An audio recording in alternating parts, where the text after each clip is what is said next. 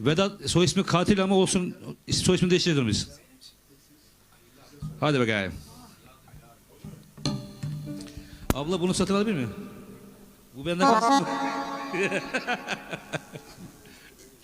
Hadi. Hadi.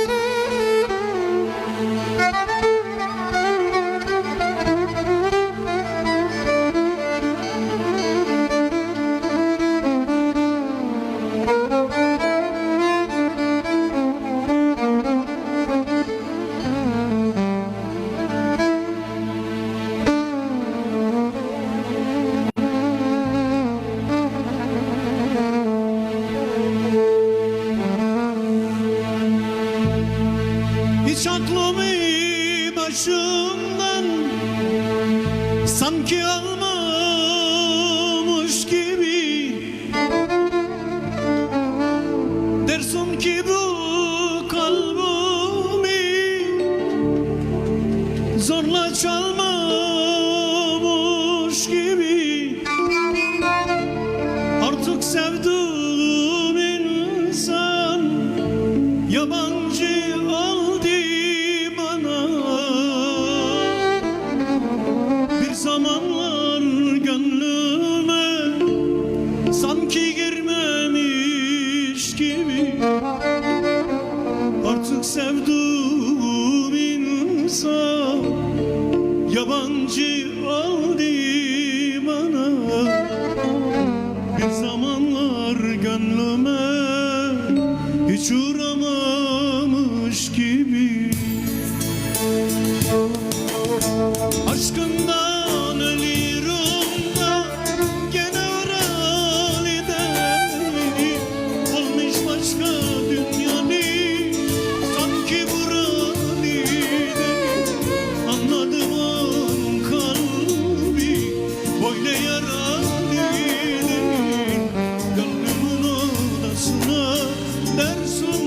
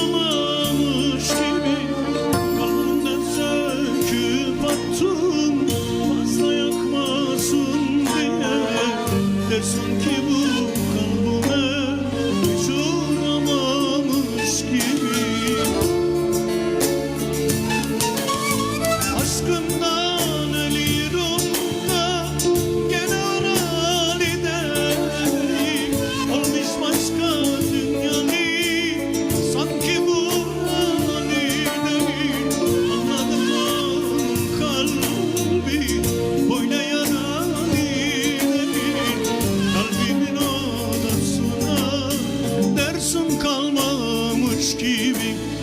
Aşkından ölüyorum da gene orali değil. Olmuş başka dünyalı, sanki buralı değil. Gönlümün odasında dersim kalmamış gibi. Kalbimin odasında dersim kalmamış gibi.